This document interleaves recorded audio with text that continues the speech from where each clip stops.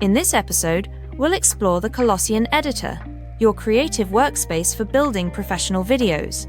From adding scenes to fine-tuning text and visuals, we'll cover it all. We will start up top first.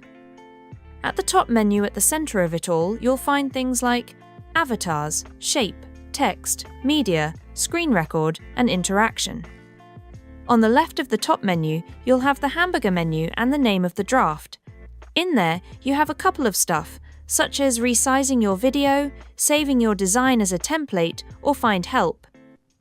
On the right of the top menu, you'll have your language variants, which lets you translate your video within seconds. We will learn about that later in the series. You also have comments, preview, and the generate button. Moving on to the main areas of the editor.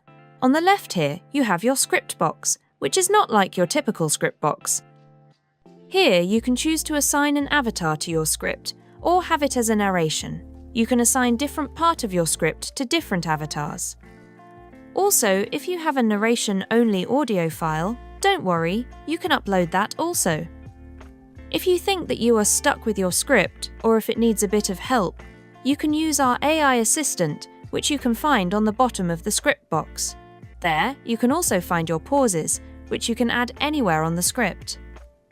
Also, place markers, which will help you animate elements on your canvas. Another thing that lives on the bottom of the script box is pronunciation, which, as you might guess, lets you add special pronunciation to words of your choice. You can also now resize the script box to make it bigger so you can focus more on your script. Down below you have the scenes. Here you can add a new scene, but before adding it, you have the options to select a scene from your saved scenes or select one from our templates. When you have more than one scene on your draft, a transition button will appear on the middle of them. That will let you put transitions of your linking between the scenes. You can also save your scene as a scene layout and use it on different drafts without needing to redesign it. Continuing to Canvas.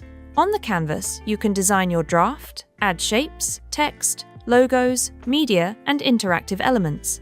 You can right-click to lock elements or delete elements on the canvas.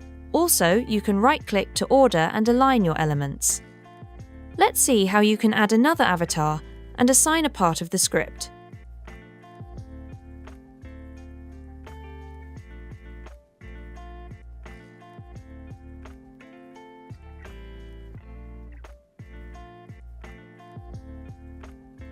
On your right, you have your Properties panel, which, depending on what elements you select on the canvas, it will show you different settings for selected elements. For example, if you select an avatar, you can find stuff like appearance and view. You can replace your avatar, align it, etc. If you select a text, you can change the font, increase its size, position it, etc. Each element on the canvas has different settings, and all of these settings now live on the right side of the editor. You're getting the hang of it! Next, we'll focus on avatars and voices, the magic that gives your videos the human touch.